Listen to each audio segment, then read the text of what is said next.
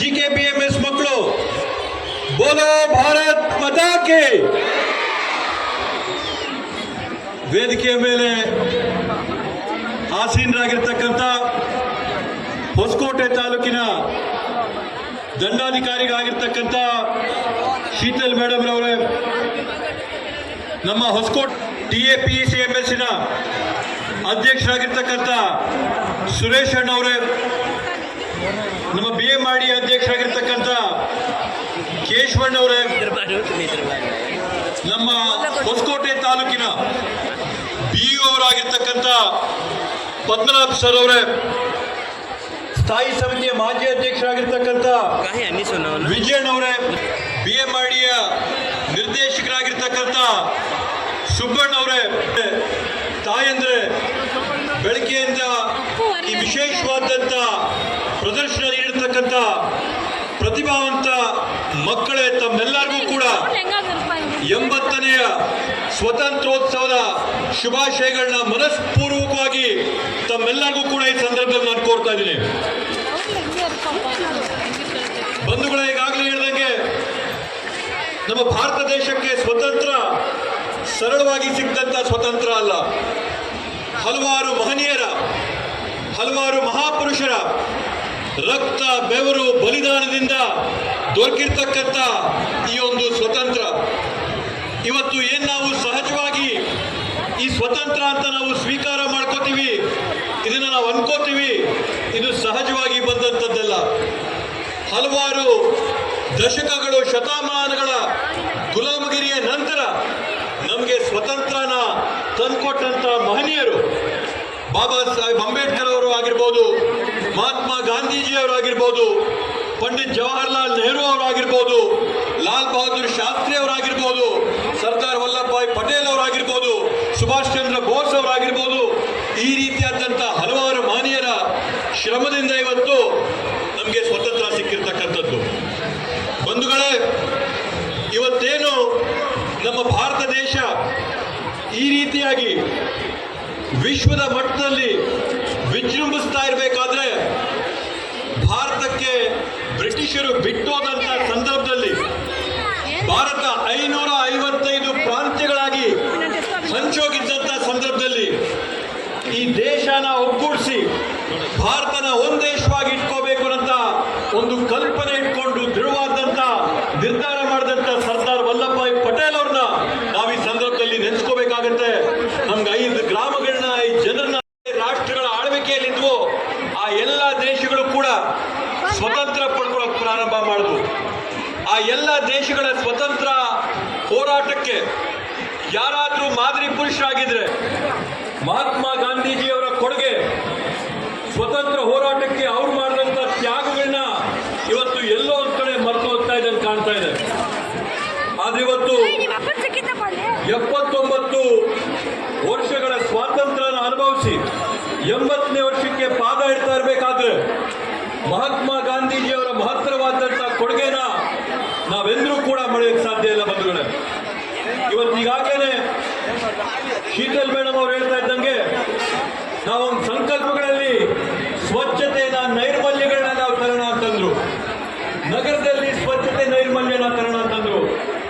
ಸ್ವಾತಂತ್ರ್ಯದ ಜೊತೆಗೆ ಮಹಾತ್ಮ ಗಾಂಧೀಜಿಯವರ ಅತ್ಯಂತ ಒಂದು ದೊಡ್ಡ ಕನಸು ಏನಂತಂದ್ರೆ ಸ್ವಚ್ಛ ಭಾರತ, ನಿರ್ಮಲ ಭಾರತವಾಗಿರ್ಬೇಕು ಅಂತೇಳಿ. ಆದ್ರಿಂದ ಬಂಧುಗಳೇ, ಈ ಒಂದು ಸ್ವಾತಂತ್ರ್ಯೋತ್ಸವದ ಪ್ರಯುಕ್ತವಾಗಿ ನೈರ್ಮಲ್ಯದ ಕಡೆ, ಸ್ವಚ್ಛತೆಯ ಕಡೆ ನಾವೆಲ್ಲರೂ ಕೂಡ ಒಗ್ಗಟ್ಟಾಗಿ ಒಂದು ಹೆಜ್ಜೆ ಇಡೋಂತ ನಮ್ಮನ್ನೆಲ್ಲ ಕೂಡ ನಾನು ಮನವಿ ಮಾಡ್ತೀನಿ ಬಂಧುಗಳೇ. ಅದೇ ರೀತಿಯಲ್ಲಿ ನಾವು ಯಾವ ರೀತಿಯಲ್ಲಿ ಸಸ್ಟೈನಬಿಲಿಟಿ ಅಂತ ಒಂದು ಮಾತನ್ನ ಇಟ್ಕೊಂಡು ಮುಂದಿನ ಪೀಳಿಗೆಗಳಿಗೆ ಯಾವ ತರ ಕೊಟ್ಟೋಗೋದು ಅಂತ ಹೇಳಿ ನಮ್ಮಲ್ಲಿರ್ತಕ್ಕಂಥ ನಿಸರ್ಗನ, ಪರಿಸರನ ಎಲ್ಲವನ್ನೂ ಕೂಡ ಕಾಪಾಡಂತ ಒಂದು ದಿಕ್ಕಿನಲ್ಲಿ ನಾವು ಯಾವ ರೀತಿಯಾದಂಥ ಆಲೋಚನೆಯನ್ನು ಮಾಡ್ಬೋದು ಅಂತೇಳಿ ಅವ್ರೇನು ಪ್ರಸ್ತಾಪ ಮಾಡಿದ್ರು ನಮ್ಮೆಲ್ಲರಿಗೂ ಕೂಡ ಬರದ ವಾತಾವರಣ ಆಗಿ ಆ ಮಳೆಯಲ್ಲಿ ಶೇಕಡವಾರು 30% ಕೊರತೆ ಆಗಿದೆ. 400 ಮಳೆ ಆಗಬೇಕಿತ್ತು, 275 ಕೂಡ ಮಳೆ ಆಗಿದೆ. ಹೊಸಕೋಟೆ ತಾಲೂಕಲ್ಲಿ, ಬೆಂಗಳೂರು ಗ್ರಾಮಾಂತರ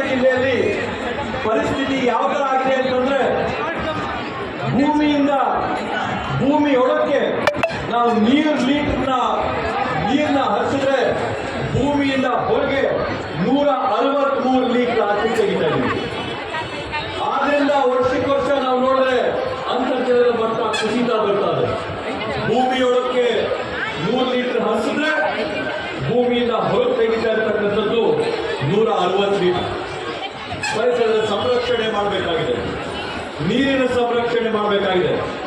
ಆ ಒಂದು ಉದ್ದೇಶದಿಂದ, ಆ ಒಂದು ಗುರಿ ಇಟ್ಕೊಂಡು ಇವತ್ತು ನಾವು ನಮ್ಮ ತಾಲೂಕ್ ಪಂಚಾಯಿತಿಯ ವತಿಯಿಂದ ಪ್ರತಿಯೊಂದು ತಾಲೂಕ್ ಪಂಚಾಯಿತಿಗೂ ಕೂಡ ಗುರಿ ಕೊಟ್ಟಿದ್ದೀವಿ.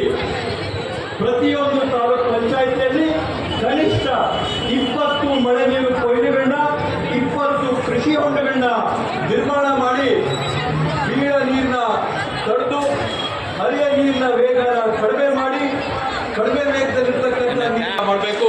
ಕರ್ನಾಟಕ ರಾಜ್ಯಕ್ಕೇನೆ ಹೊಸಕೋಟೆ ತಾಲೂಕು ನೀರಿನ ಸಂರಕ್ಷಣೆಯಲ್ಲಿ ಮಾದರಿಯಾಗಬೇಕು ಅಂತೇಳಿ ಇವತ್ತು ನಾವು ನಮ್ಮ ತಾಲೂಕು ಪಂಚಾಯತಿಗೆ ಆದೇಶ ಕೊಟ್ಟಿದ್ದೀವಿ.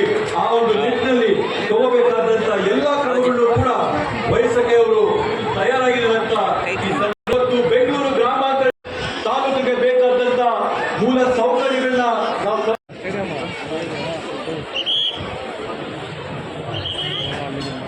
ಹಾಗೆ 2025-26ನೇ ಸಾಲಿನಲ್ಲಿ ಹೊಸಕೋಟೆ ತಾಲೂಕಿನಲ್ಲಿ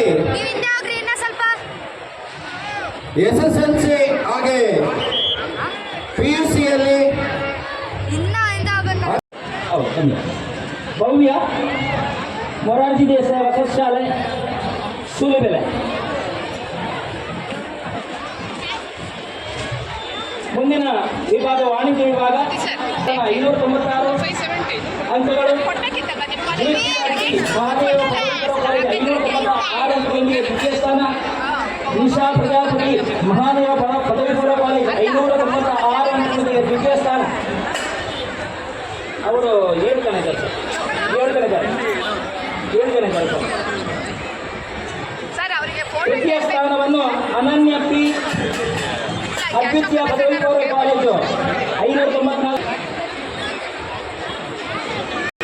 1 ಅಂಕಗಳೊಂದಿಗೆ. ಎಲ್ಲ ವಿದ್ಯಾರ್ಥಿಗಳು, ವಿಜ್ಞಾನ ವಿಭಾಗದ ವಿದ್ಯಾರ್ಥಿಗಳು ಈಗ ನಡೀತಿರುವಂತಹ ಸನ್ಮಾನ ವಾಣಿಜ್ಯ ವಿಭಾಗದ ಸನ್ಮಾನವಾಗಿದೆ.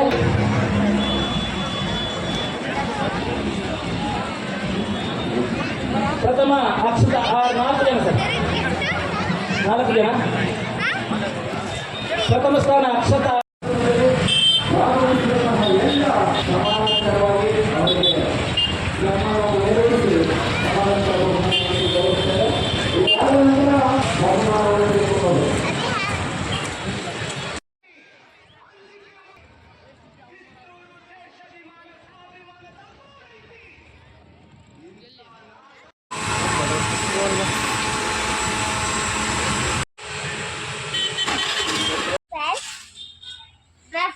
ये है ड्राई फ्रूट का जूस, ये है पाइनएप्पल का।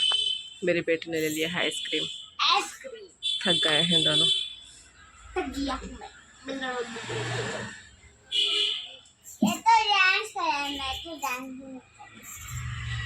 मेरा बेटे का डांस था, मेरी बेटी का डांस नहीं था, सिर्फ फैंसी ड्रेस था मेरी बेटी का। हम पी रहे हैं हमें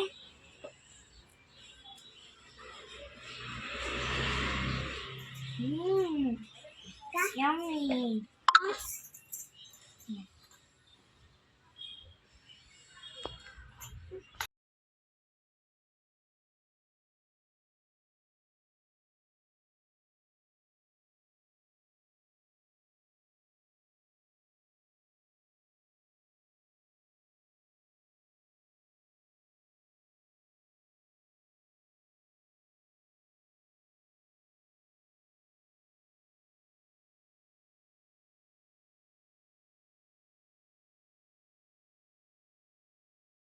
ಜೊತೆಗೆ ಅದಕ್ಕೆ ಬರಂತ ಜವಾಬ್ದಾರಿಗಳು ಕೂಡ ಇದೆ.